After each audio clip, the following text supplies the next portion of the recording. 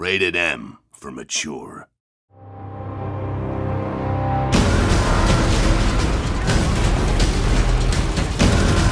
Gears of War E-Day is the next game in the Gears of War franchise. It's the story of Emergence Day.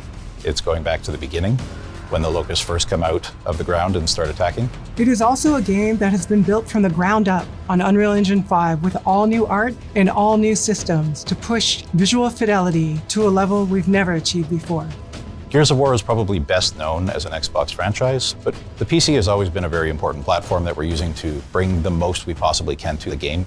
The PC community is incredibly important to us. I, myself, am a PC gamer. I've been making PC games for my entire career, and we've built this game with a PC mindset. We're trying to push a lot of technology, high detail geometry, heavily using nanite and lumen. We're going to be one of the first titles to use mega lights. Gears of War supports hardware, ray trace, lighting, shadows, and reflections. This shows up in so many different ways. A great example is our pay and save. This is an environment that has TVs that have dynamic lighting coming off them and bouncing off the scene. There's a lot of dynamic elements to the game. I think one of my favorite things is the tickers, watching them run through the level. You have this little glowing creature casting dynamic shadows all over the world, casting real-time global illumination, but don't watch them too long, they'll blow up on you. It's really noticeable on the muzzle flashes on our guns as you get this burst of flashing light and all the shadows that get cast off it. And we can have dynamic lights that sort of flicker. You can build this sense of tension and use lighting as a tool for visual storytelling and gameplay that we haven't been able to do before.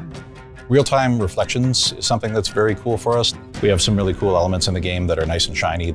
As you shoot glass and see real-time ray-traced reflections and translucency, all of that is dynamic in real time, which of course you wouldn't have with traditional baked lighting techniques. All in all, ray-traced lighting brings the dark, gritty vibe that we want to life in the game and really adds a level of realism and cohesiveness that's never been possible for us before.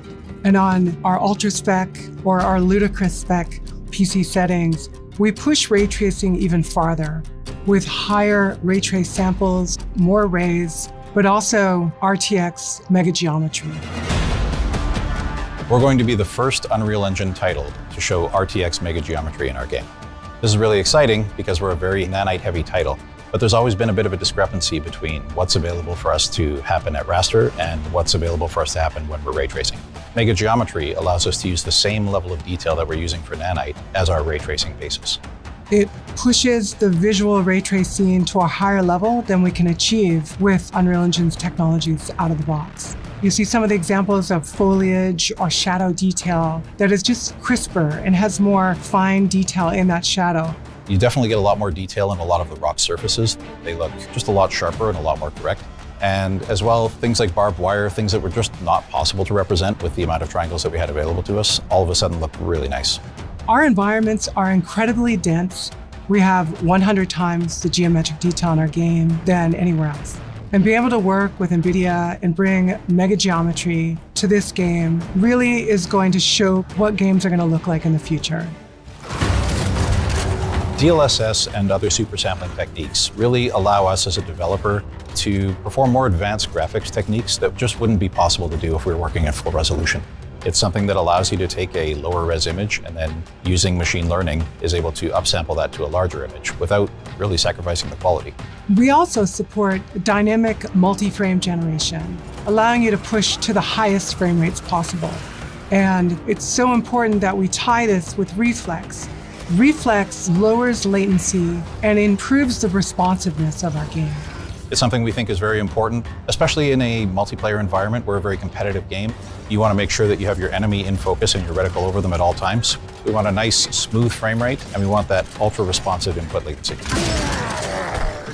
Customization is a huge part of why I play games on PC, and it's part of what we wanted to make sure we're delivering for E-Day players. If they care about HDR, if they care about frame rate versus resolution, we want all of that choice available for players. I'm an ultra-wide player. I have really pushed the team to make sure that we are showing up strongly there. We have full support for native 21:9, gameplay up to 32:9, and all of our cinematics are also real-time and are rendered in ultra-wide.